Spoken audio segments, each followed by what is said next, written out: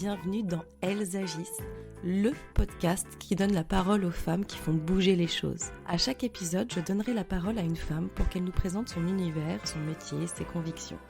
Ce sera aussi l'occasion pour elle de nous parler d'un sujet en particulier qu'elle affectionne ou qu'elle souhaite nous présenter.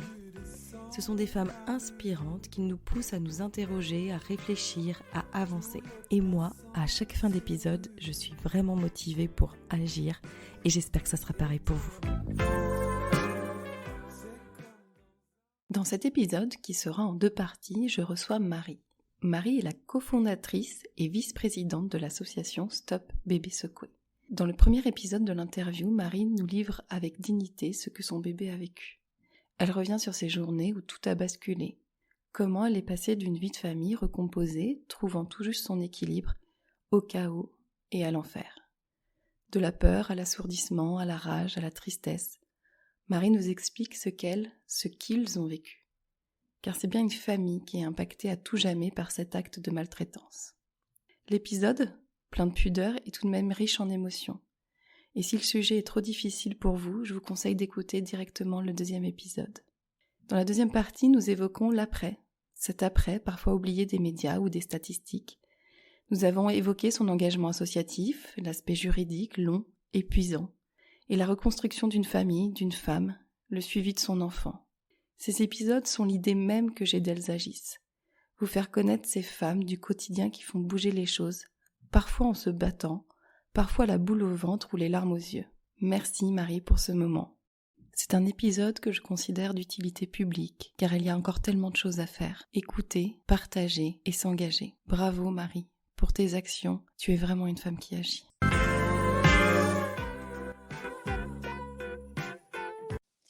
Et pour bien comprendre aussi, toutes les tierces personnes qui peuvent être mises en cause dans cette affaire et potentiellement soupçonnées, ces personnes-là sont aussi libres, on est d'accord? Ah oui, Voilà. tout à fait. D'accord. En fait, dans les affaires comme ça, les seules personnes qui ne sont plus libres, c'est lorsque l'enfant décède et que très rapidement, on peut savoir quelle est la personne. Parce qu'il y a eu des aveux ou parce que, voilà, pour d'autres raisons liées aux affaires, on peut du coup enfermer les personnes. Les seuls cas que j'ai à ma connaissance aujourd'hui, les enfants sont décédés, c'était soit le papa, soit l'assistante maternelle, et à l'issue de la garde à vue, du coup, ils sont mis en examen. Et du coup, reste une première année enfermée dans l'attente d'un procès, puisque les procès se comptent en années également. Mmh.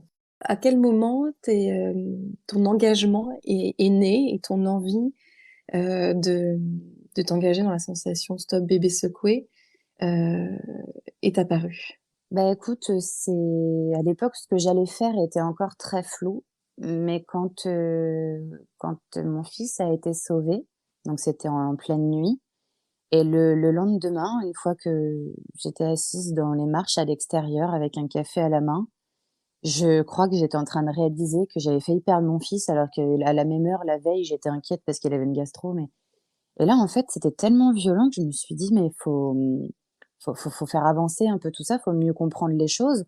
Je crois qu'une partie de moi commençait à comprendre avec toutes les questions qu'on m'avait posées en lien avec la maltraitance, mais à ce moment-là, c'était pas encore clair pour moi. Il a fallu quelques jours, en tout cas, tout du moins, le séjour a duré 12 jours à l'hôpital et pendant ces 12 jours, mon cheminement, c'était: «Ça va être le combat de ma vie». Je me rappelle l'avoir dit, on m'a dit: «Bon Marie, t'emballe pas, écoute, ça y est, tout de suite, tu es dans les grands trucs». Enfin, je me rappelle d'ailleurs ma meilleure amie qui m'a dit ça: «Concentre-toi sur toi, je pourrais jamais retourner travailler, ça n'a pas de sens. Si tu te rends compte, on peut perdre un enfant comme ça en une fraction de seconde parce qu'il y a des gens qui font ça». Je ne savais pas moi ce que ça voulait dire syndrome du bébé secoué. Comme je te disais tout à l'heure, on m'a demandé si j'avais secoué mon bébé, moi j'étais là à expliquer comment je le faisais rôter. Enfin, j'étais à 1000 lieues d'imaginer, la violence Mmh. qu'on peut infliger à des enfants comme ça. Alors, on sait que nos enfants sont jamais protégés de tout un tas de violences, quelles qu'elles soient, mais ça, c'est une violence aussi particulière, je la mets dans une autre case. Il y a des gens qui le font pour faire du mal, il y a des gens qui le font, alors ça reste dans tous les cas pour faire du mal, qu'on s'entende bien, mais il y a aussi des gens qui, je pense, n'en arriveraient pas à ce genre d'extrémité s'ils savaient aussi ce que ça peut faire. Non pas pour défendre l'acte, mais pour aussi le préciser. Et moi, tout ça, je me suis dit: «Mais déjà, faut que j'en parle». Enfin, moi, j'étais une maman de la génération Instagram, j'avais été chercher plein d'infos sur Instagram quand il y avait les RGO, quand mon fils avait des coliques, Mmh. pour des meilleurs laits, ci et ça. Et je me suis dit: «Et pourquoi j'ai jamais lu une fois On sait que la petite nuque, elle est fragile, on sait que la tête est fragile, mais à aucun moment, j'ai lu quelque part, attention surtout, parlez-en, si vous vous sentez, dépassé et cetera. Alors je savais ce qu'était la dépression du postpartum parce que là-dessus, je voyais passer plein de choses. Toujours la maman, toujours la maman, toujours la maman. Mais à aucun moment, je disais: «Attention, dans des cas extrêmes où l'adulte, qu'il soit un homme ou une femme, va être excédé par les pleurs de l'enfant ou pour toute autre raison et peut en arriver à des cas extrêmes, de l'attraper, de le secouer violemment pour le faire taire ou pour n'importe quelle autre raison et ça peut tuer l'enfant». J'aurais aimé lire ça parce qu'effectivement, avec du recul, quand on en parle autour de soi, on se dit: «Bah, ouais, il me semble qu'à la maternité, on m'a dit avant de partir: "Bon, par contre, s'il pleure, vous le posez, hein, vous le secouez pas. OK, allez, salut, c'est bon, rentrez chez vous"». Mmh. Enfin, voilà, c'est des sujets beaucoup trop lourds. Moi, j'ai même Ouais. pas souvenir de ça. Moi, très honnêtement, alors, j'ai longtemps dit: «On ne m'en a jamais parlé». Aujourd'hui, je sais pas. En tout cas, c'est pas quelque chose qui m'a sensibilisée. Clairement, je savais pas du tout. En plus, le mot syndrome, il est tout pourri parce qu'un syndrome, on pourrait croire que c'est une maladie alors Tout que à là, pas fait. du tout, hein, c'est une Ouais, ouais. maltraitance, hein. On parle de syndrome parce que c'est, en fait, un enchaînement de signes cliniques derrière. OK. Par contre, il n'empêche qu'à la base, c'est quand même un adulte qui fait du mal à un enfant. C'est tout simple. En France, ça s'appelle de la maltraitance. Donc, lui mettre un mot syndrome, non, non, c'est la maltraitance du bébé secoué. Ça devrait s'appeler comme ça. Et donc à ce moment-là, à l'hôpital, je me suis dit: «Faut que je fasse quelque chose». Alors, quand Erwan était placé, je te rentre même pas dans le détail, mais du coup, il fallait que je tienne bon pour, ne tuer personne, ne pas sombrer dans l'alcool, ne pas faire de bêtises. Enfin, voilà, j'étais vraiment au bout de ma Mmh. vie et je me suis dit: «Bah, je vais créer un compte Instagram anonyme où du coup, je vais écrire à plein de personnes un peu connues, les sensibiliser avec une photo de mon garçon et expliquer ce que c'est, ce que vous connaissez».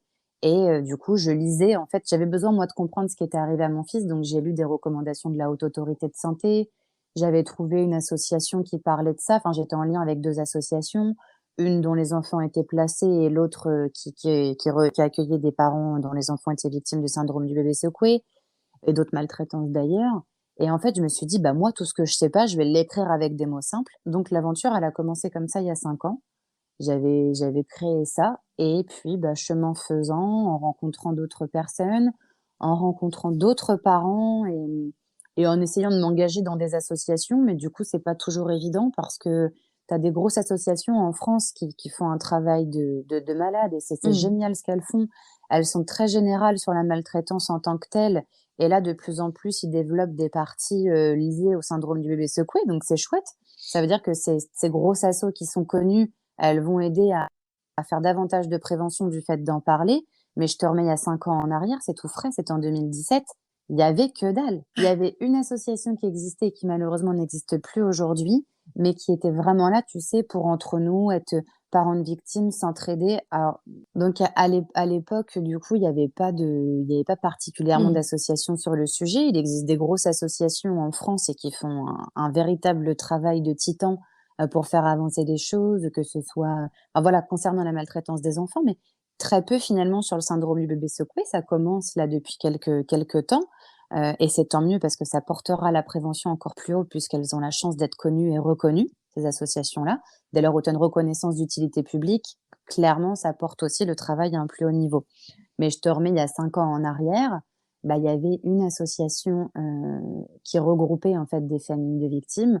Je les ai rejoints, mais je trouvais ça très glauque, même encore aujourd'hui, hein. Je participe à mettre des liens en relation et moi-même j'y suis et en fait, ça me fait plus de mal que de bien. Voir un peu la douleur de tout le monde, moi, c'est pas Mmh. ce à quoi j'aspire. Moi, ce que j'aspire, c'est ce que je fais depuis 5 ans, c'est à mon petit niveau, beaucoup à travers l'écran de mon téléphone et quand je le peux, quand les finances me le permettent et quand les besoins de mon petit garçon sont moins élevés et me permettent de me concentrer sur d'autres choses, bah, d'aller faire des salons. On a fait des salons de la parentalité à Paris, à Rouen, à Bordeaux. J'ai d'autres collègues parce que maintenant on a donc effectivement un statut associatif officiellement depuis 2019. Mmh. J'ai d'autres collègues qui interviennent, dans des formations d'infirmières, dans des formations d'assistantes maternelles, dans des formations de sages-femmes. On aimerait pouvoir faire plus, mais encore une fois, on travaille tous à temps plein. On le fait sur du temps personnel, on le fait gratuitement, bénévolement. Donc, voilà, on a souvent été montrés du doigt parce que l'association Stop Bébé Secoué fait beaucoup de choses sur les réseaux, mais en fait, nous, c'est sans honte aucune. À chacun, d'aller là où il a envie d'aller. Nous, au moins, on se dit: «Bah, on est sûr de toucher tout le monde, toutes les classes sociales et n'importe qui à travers l'écran de leur téléphone». S'il y a bien un endroit où tout le monde est, s'est assis dans son canapé derrière son écran de téléphone. Et nous, on s'est dit, bah, si les gens vont pas au-delà de l'information, c'est l'information qui va venir à eux. Et pourquoi tu dis, montrer du doigt? Qu'est-ce qui dérange Parce dans que cette manière de fonctionner? souvent on nous dit: «Ah bah, c'est bien, hein, mais c'est pas en étant sur les réseaux que ça va faire changer quelque chose». De la critique facile si tu veux, mais ça je crois Oui, que la ouais. critique elle est partout, hein. Parce que là récemment, on a participé à quelque chose de très sympa. Enfin nous on l'a trouvé sympa, tout du moins on était sollicités par un journal, un magazine que lisait ma grand-mère d'ailleurs, le magazine Nous 2. Ah Et oui, Nous 2 tout à du fait. coup n'est pas du tout sur les réseaux et ils ont été très touchés par, l'histoire d'une des cofondatrices et lui ont même proposé, de faire du sujet, donc de la maltraitance de son fils, la couverture. C'est le premier média qui propose ça. Alors on pourra le juger, on pourra le critiquer, mais il s'avère que toute une partie de la population qui n'est pas sur Facebook, qui n'est pas sur Instagram, qui n'est pas sur TikTok, a pu lire en double page et voir en page de couverture une des cofondatrices de l'association Stop Bébé Secoué livrait la difficile histoire qui est arrivée à sa famille et à son deuxième petit garçon. Et du coup, on se dit, mais ça, c'est génial. Et ça, ça j'en rigole parce que la méchanceté Mmh. gratuite des gens me fera toujours sourire. Mais du coup, voilà, c'est pas normal. C'est de la presse de caniveau. On ne devrait pas s'abaisser à parler de ça là-dedans. Enfin, nous, on s'en fiche. Écoute, Ouais, nous, écoute, ce qui compte, c'est que n'importe quelle personne qui est sensibilisée au sujet sera amenée dans les discussions mondaines à en parler. Elle aura toujours autour d'elle, ou il aura toujours autour de lui, des personnes avec des enfants ou qui auront des enfants, et c'est l'effet boule de neige qui contribuera à sauver des vies. mmh. Et ça, voilà, il n'y a pas besoin de travailler dans ce milieu-là depuis 20 ans pour en être persuadé. Et c'est vrai qu'en termes de médias, on n'en parle pas souvent. On en a parlé là, il y a très peu de temps, parce qu'il y a eu des chiffres qui sont sortis par rapport à la période du Covid, Oui, notamment en Île-de-France où les chiffres ont explosé, en termes de maltraitance et de nombre de cas, hein, qui oui. clairement, moi je l'ai trouvé, très, c'était presque voyeurisme, ce chiffre. Enfin je l'ai il y a pas eu grand chose derrière. Je sais pas si tu l'as ressenti comme ça? Alors, Heu, oui, tu fais bien de le souligner parce que nous, c'est comme ça qu'on le ressent aussi depuis toujours. La prévention du SBS fonctionne avec les médias que par voyeurisme. mmh, C'est-à-dire que si l'enfant est décédé, là, déjà, ça va davantage toucher la presse. Si l'enfant est lourdement handicapé et que ça se voit, là, il y a moyen de faire un sujet. Bon, après, voilà, on n'est pas des lapins de 6 semaines, on sait comment fonctionne ce système-là pour que ce soit vendeur aussi derrière, hein. Ils sont là pour faire du clic ou pour faire des ventes, bien sûr, personne ne se leurre. Mais par contre, derrière, pour parler d'un sujet global, c'est difficile. C'est-à-dire que nous, pendant longtemps, on a protégé une famille qui ne souhaitait pas te parler de son histoire et c'était, tout à fait normal et on bien respectait sûr. ça. Le procès arrivant, c'était un choix de la famille d'en parler, donc là, bah, les médias forcément qui les réclamaient depuis longtemps, là, il y a eu un engouement pas possible. Nous, on se portait aussi relais. Alors nous, on est personne dans l'histoire à chaque fois. Nous, on est juste une association d'information pour la prévention. Nous, on est personne, hein. On se sert un peu des fois de la «notoriété» entre guillemets des réseaux sociaux, mais vraiment, enfin, voilà, c'est rien du tout. On n'est ni partie civile, on peut pas d'ailleurs parce qu'on est une trop petite association, on n'est pas reconnu d'utilité publique. Donc nous, voilà, on est juste des personnes qui travaillons gratuitement pour protéger des enfants. Et là, les médias se sont lâchés totalement. Alors c'est bien, il y a eu des grosses chaînes de télé, des journaux télévisés, qui sont beaucoup regardés en France, Mmh. qui en ont parlé. Même nous, du coup, bah, ça a attisé plein d'arrivées sur nos réseaux, tout ça. Mais cet enfant-là, d'ailleurs, portait un peu à elle-même le visage de la prévention et avec tout le respect, que je dois à sa famille et tous les sentiments que j'ai à titre personnel pour eux, je trouve pas ça normal aujourd'hui qu'un visage d'enfant représente toutes ces centaines d'enfants secoués et Mmh. finalement la presse contribue, amplement à creuser encore l'écart qu'il peut y avoir parce que l'acte de secouement, il est le même à chaque fois. Pourquoi certains, rentrent à l'école et pourquoi d'autres sont au cimetière? Pourquoi on annonce à tous ceux qui survivent qu'ils auront des handicaps? Certains ne pourront jamais marcher et jamais parler avec leurs parents et d'autres, du coup, ont une petite vie presque normale? Je saurais pas te dire. Par contre, ce qui est certain, c'est qu'à la base, ils ont tous été secoués de la même manière et forcément, c'est humain. Derrière, les conséquences, elles touchent pas les gens de la même manière. Mais par contre, on devrait être justement dans un souci d'intervenir en amont et de faire de la prévention en amont et non pas creuser avec les différentes séquelles qu'il y a derrière. À l'heure actuelle, vous êtes la seule association, qui à 100 sur ce thème? Ah oui, exclusivement dédiée, à l'information et la Mmh. prévention, oui. Il y a une autre association qui a été créée par une maman derrière, mais bon, c'est une maman qui agit plus en son nom, donc je sais pas quel est l'avenir de son association. D'accord. C'est une maman qui a largement contribué d'ailleurs à la campagne gouvernementale Oui, on qui va est en parler. sortie en Ouais. janvier 2022. Une maman pareil qu'on avait rencontrée quand malheureusement c'est arrivé à son enfant. Mais oui, en tout cas, d'informations pour la prévention du syndrome du bébé secoué, on Mmh. est la seule, oui. Et justement, est-ce que tu peux revenir sur cette date du 17 janvier, là, 2022? Ce qui s'est passé et cette réalisation quand même marquante, pour vous?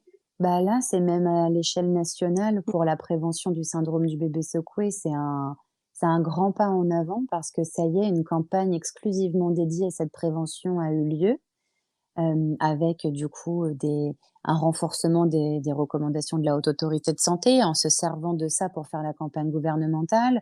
Nous, effectivement, et ce qui est plutôt agréable pour souligner le travail professionnel qu'on peut faire, c'est que le hashtag Stop bébé secoué du nom de notre association a été utilisé par le gouvernement. Mmh Donc mh. c'est aussi nous, on n'a pas vraiment été, sur le sujet, en fait, si tu veux. On porte des idées auprès du gouvernement depuis des années. On avait écrit, on avait sollicité, il y avait eu des rencontres où c'était un autre papa de victime qui avait été les rencontrer, pour amener un sujet global.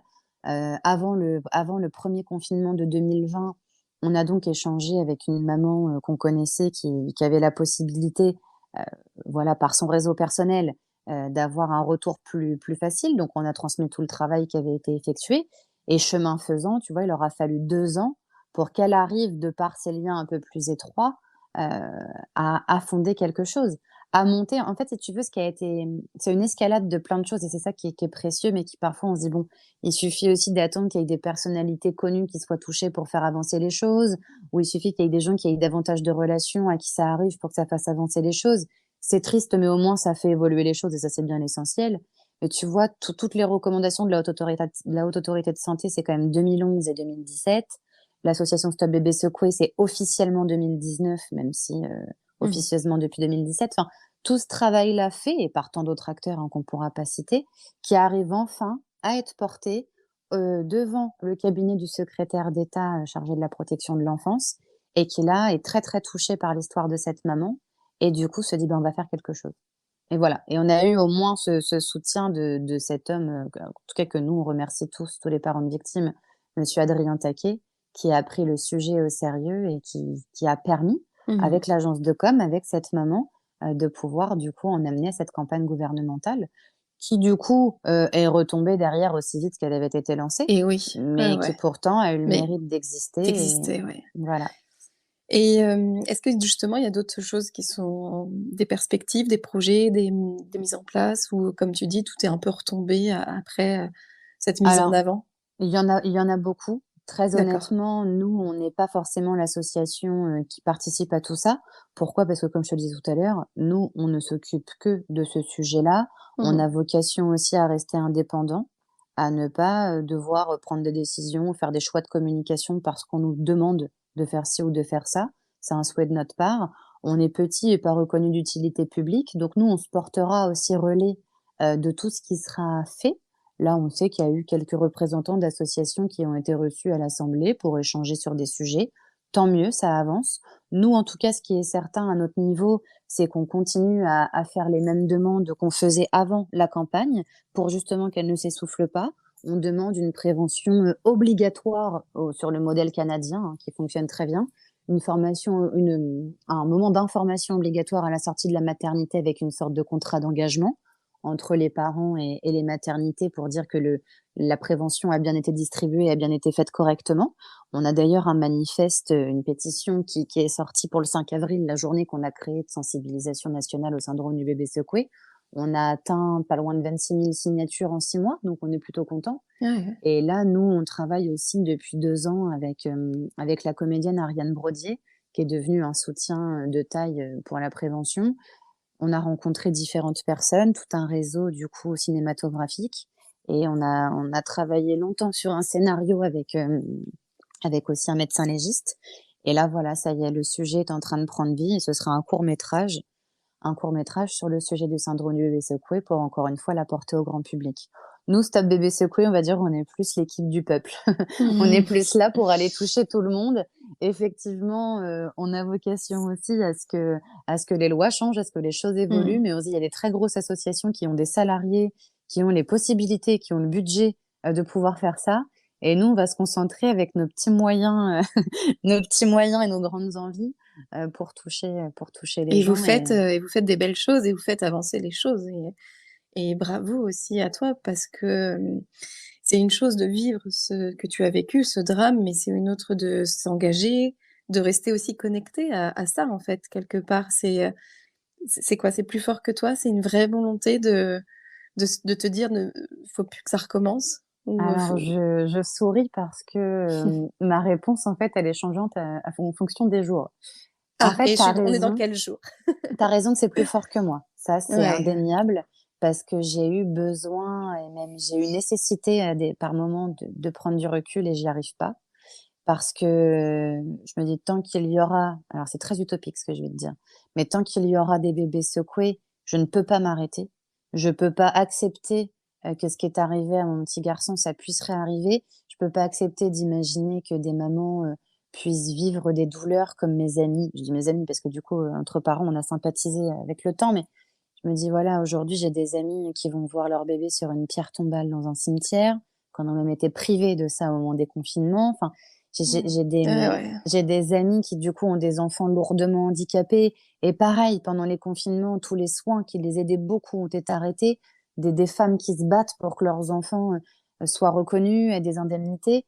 J'ai des femmes qui, comme moi, ont la chance d'avoir des enfants qui vont plutôt bien, mais qui, du coup, n'ont aucune reconnaissance, n'ont non seulement pas de justice, mais n'ont pas de reconnaissance de handicap, alors que leurs comportements sont jugés inadaptés, à l'école ou ailleurs. Donc du coup, on n'est mis dans aucune catégorie et tu arrêtes de travailler et tu manques d'argent. Donc, je veux continuer de me battre parce qu'en fait, cette injustice, elle est trop douloureuse.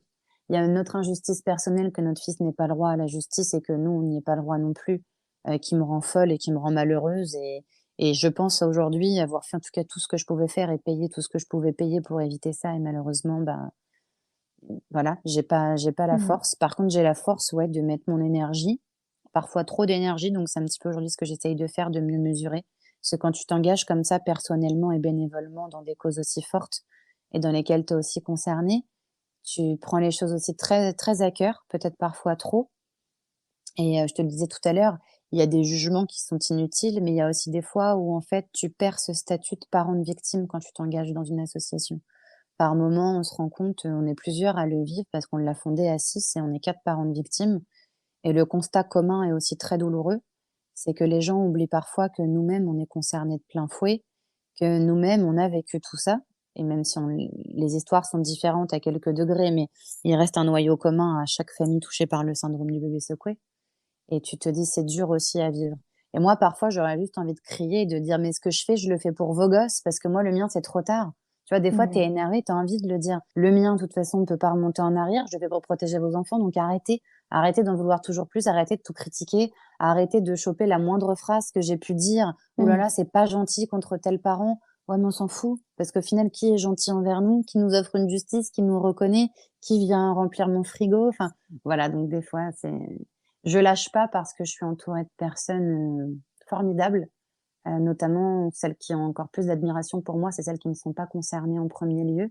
Tu vois, aujourd'hui dans l'association, on a plusieurs bénévoles, notamment notre président, Ouais. des gens qui ont été sensibilisés par des histoires ou qui ont forcément un lien. Tu vois, le président, sa maman est assistante maternelle. Mmh mh. Il a été très, très sensibilisé par les histoires du SBS et a commencé à s'y intéresser et comme il est juriste, il a pu nous apporter un regard, que nous, on n'avait pas dans nos forces effectives. On a une personne qui est aide-soignante de formation et qui travaille en MAM maintenant et qui fait beaucoup de choses belles aussi. Elle écrit des livres pour les enfants et notamment Mmh. pour, honorer les victimes du syndrome du bébé secoué et là, depuis peu, on a une infirmière de Necker qui a rejoint les troupes et du coup, ce sont que des gens extrêmement touchés par la cause qui agissent, mais qui ne sont pas concernés et je me dis: «Rien que pour ces gens-là, on doit rien lâcher et on doit rester». Sinon, oui, je te cache pas que moi, le but de ma vie, ce serait que chacun prenne ses responsabilités, que les budgets soient donnés, que les choses soient changées et que moi, je puisse me retirer. Vraiment, Ouais. aujourd'hui, c'est mon souhait plus que tout. Je voudrais me retirer, me concentrer sur ma vie, ma carrière et mes enfants. Ouais, ouais. Et mais pour autant, il y a tellement de choses encore à réaliser pour l'instant que Ouais. que ton engagement est là, quoi.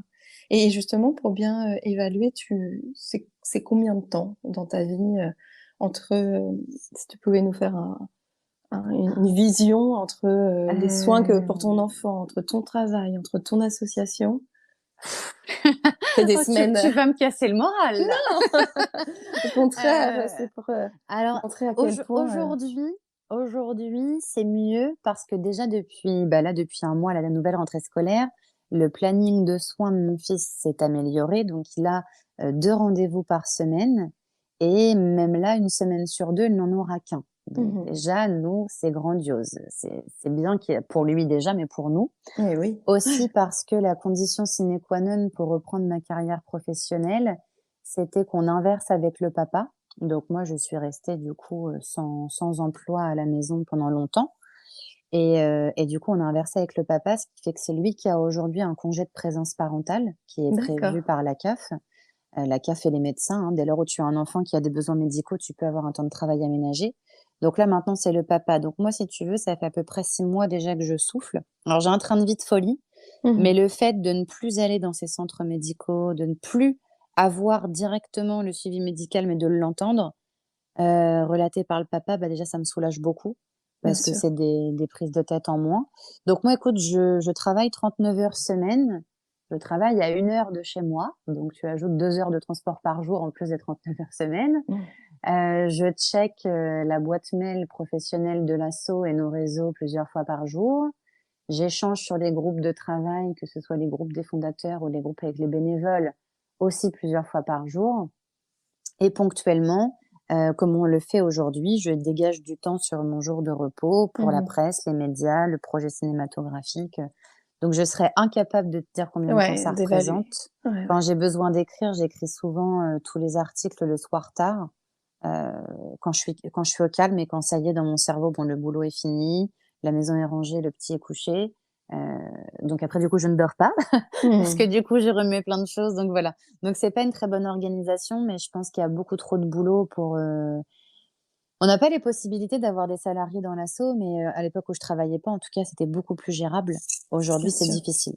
Mhm. Heureusement, voilà, je suis pas toute seule et tout à chacun, travaille aussi beaucoup donc aujourd'hui, du coup, on n'est pas assez nombreux, par rapport à la charge de travail, mais c'est aussi un cercle vicieux parce que s'il fallait prendre de nouveaux bénévoles, il faut aussi, les accompagner, les driver, leur donner les missions, prendre les comptes rendus et en fait, on s'est rendu compte que c'était un gain de temps pour nous aussi d'abattre le travail nous-mêmes. Heu, Même s'il est dense, mais au moins on Mhm. sait la manière dont il est fait, on connaît les historiques, on connaît tout ça et c'est plus facile pour nous à gérer comme ça. Oui, bien sûr. Merci Marie pour ton témoignage. Le podcast s'appelle Elles agissent. J'ai quelques questions, du coup, Oui, autour un petit peu de l'action et de la notion d'agir. D'ailleurs, pour toi, agir, ça veut dire quoi? Ça signifie quoi? agir c'est faire, agir c'est construire, agir c'est se bouger. Mmh. Et est-ce que si tu avais la possibilité de mettre en place, une loi, imaginons que voilà, sans rentrer en politique, mais tu avais quelque chose de d'urgent, le plus urgent à mettre en place, ça serait quoi? Le plus urgent, c'est que n'importe quel enfant qui naît en France demain doit avoir un accompagnement digne de ce nom et pour qu'il soit accompagné lui, il faut qu'on accompagne les personnes qui l'entourent. C'est-à-dire que la première loi et ça j'invente rien, je prends un modèle qui fonctionne très bien au Canada, c'est je rends obligatoire partout en France, que l'on soit, dans une grande ville ou dans une petite campagne, peu importe, qu'on ait les moyens ou non, mais je rends obligatoire la prévention à des sujets fondamentaux comme le syndrome du bébé secoué, où on peut après se servir de ça aussi en justice pour dire voilà, ils savaient et ils l'ont fait quand même. Donc Mmh. voilà, je protège les enfants. Ça marche aussi pour les professionnels de la petite enfance parce que ce sujet-là, il est très bien, il est que destiné aux parents. Moi, je veux aussi, c'est mon combat, mieux gérer cet accompagnement, c'est-à-dire que l'enfant passera aussi entre les mains de professionnels de la petite enfance qui, eux aussi, doivent avoir une formation beaucoup plus encadrée, beaucoup plus poussée sur certains items, comme la mort inattendue du nourrisson, comme le syndrome du bébé secoué, et comme d'autres sujets comme ça qui sont bien trop survolés et desquels on devrait se servir derrière s'il y a un passage à l'acte. Et merci beaucoup pour tes réponses. Si une femme, enfin, est-ce que tu as une femme qui t'inspire, que tu aimerais entendre dans Elles agissent, et pourquoi?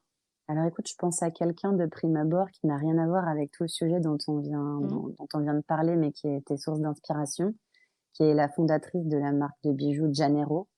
Une D'accord. femme qui a toujours su se relever de tout ce qu'elle a vécu, toujours su se réinventer, toujours su agir et qui, du coup, vient récemment aussi de quitter une situation confortable pour se lancer dans cette aventure de Janero et c'est quelqu'un que j'ai eu la chance d'avoir à mes côtés pour tout ce que j'ai traversé ces dernières années. Depuis bien plus longtemps encore, mais en tout cas qui a été un moteur pour moi. Permettre aujourd'hui d'être celle que je suis, c'est-à-dire cette maman qui va beaucoup mieux, cette working girl et cette femme à fond dans son acte de prévention en militant pour la prévention. Donc je pense à elle. Elle s'appelle Marlène, je ne sais pas si elle entendra ça, mais voilà, elle est inspirante et je souhaite à toutes les femmes d'avoir une Marlène dans leur vie. Oh, c'est beau, c'est super beau. Mais écoute, merci beaucoup Marie, merci de t'être livrée, merci pour ton combat. Évidemment, je mettrai, toutes les informations, pour que transmettre aussi un maximum d'informations. Mais, merci infiniment pour cet échange. Merci beaucoup à toi en tout cas. À bientôt. À bientôt. J'espère que cet épisode vous a plu. Merci d'avoir pris le temps de l'écouter. Et n'hésitez pas, si vous avez aimé, à le partager, à le commenter, à faire vivre la communauté Elles agissent. Je vous retrouve très vite pour un nouvel épisode. Et n'oubliez pas que des lives sont aussi disponibles sur mon compte Instagram emily.b-sophrologue et que vous pouvez aussi retrouver toutes les informations de l'épisode sur le site du podcast www.ellesagissent.com. À très bientôt.